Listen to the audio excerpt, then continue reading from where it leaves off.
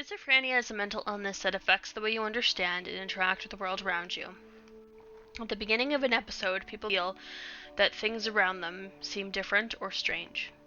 They may start to experience problems concentrating, thinking, or communicating clearly, or taking part in their usual activities. At the height of an episode, people may experience breaks from reality called psychosis. These can be hallucinations, sensations like voices that aren't real, and delusions. Strong beliefs that aren't true, like the belief that they have superpowers.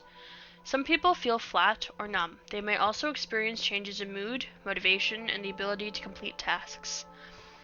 After an episode, signs can continue for some time. People may feel restless, withdrawn from others, or have a hard time concentrating. I have to say that this article is lovely and well thought out and very educational. So instead of making my usual essay about the issue, I instead decided to just read it out loud. This article is linked in the description. Advice isn't a set of instructions. It's more like a paint supply store. You give the seeker the colors and the canvas. It's up to them to make something of it or ignore it altogether. The exact course and implement of schizophrenia is unique for each person. Some people only experience one episode in their lifetime, while others experience many episodes.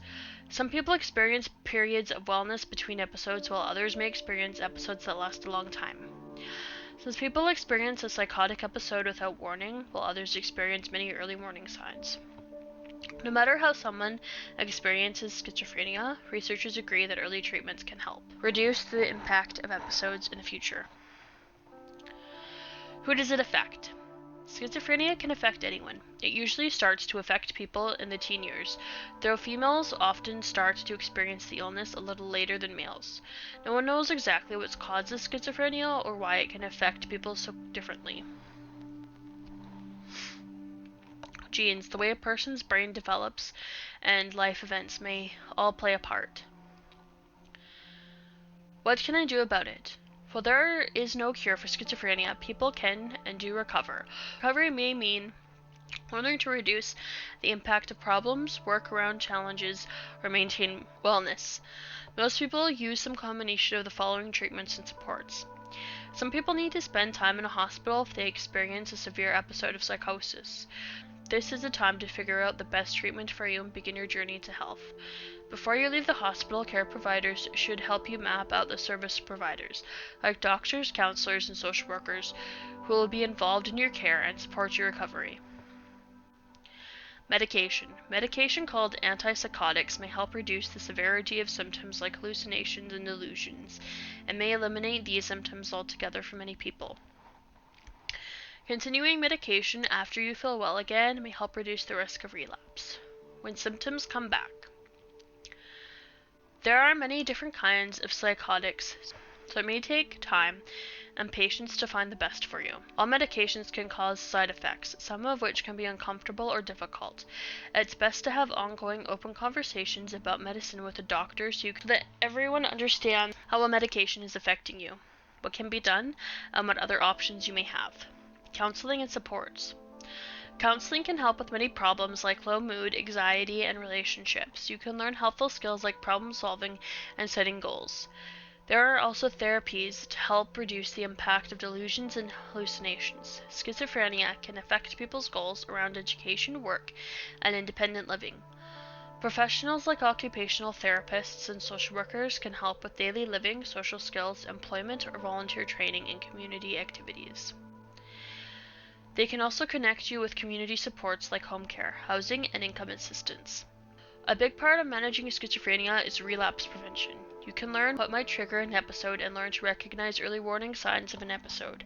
The goal is to learn when to seek extra support, which may help reduce the impact or length of the episode. Small steps like eating well, getting regular exercise, building healthy sleeping habits, spending time on activities you enjoy, spirituality, and connecting with loved ones can make a big difference. Schizophrenia can leave people feeling very isolated and alone. At times, many people who experience schizophrenia feel uncomfortable around others, but many also worry about what others will think of them. The right relationship can be supportive and healing. Your support team can help you connect with support groups. How can I help a loved one? Supporting a loved one can be hard. It can be difficult to understand what a loved one is experiencing, and their behavior may be confusing at times. Many people worry about their loved one's future. The good news is that schizophrenia is treatable, and love and support can go a long way. Here are some tips for helping a loved one. Learn about schizophrenia so you have a better idea of what to expect and how you can help. Schizophrenia can have a big impact on someone's ability to concentrate and make sense of information. Loved ones may not react to things in ways you expect or may struggle with tasks that seem simple to you. It's okay to feel frustrated, but it isn't anyone's fault. If a loved one has trouble following conversation, choose a quiet space and speaking calmly and clearly. It's best to avoid arguing with delusions or hallucinations. A more helpful solution is to focus on the feelings that delusions or hallucinations bring up. Ask your loved one how you can help. This may be as simple as helping with day-to-day tasks. Talk about dealing with emergencies when your loved one is feeling well and decide how you can contribute. Write it down in a crisis plan and share it with your care team. This is also a good time to talk about behaviors you aren't willing to deal with. Learn more about support services for care providers through your loved one's care team, provincial or territorial health services, or community organizations. Depending on the barriers that your loved one experiences, planning for the future with tools like a registered disability savings plan can bring peace of mind. Set your own boundaries and seek support for yourself when you need it. Think about joining a support group for loved ones and seeking counseling for the entire family. Seeking help is not a life sentence. Once you can manage your disorder, it can no longer rule your life. Please note that any advice I give here should be taken with a grain of salt. Everyone's life is a different story, and these are merely generalized tips. Results will vary. If you would like to ask me for advice, please email or Facebook me. My links are in the description. I know you can pick any YouTuber to watch, so I just want to thank you for picking one of my videos. I hope it helped.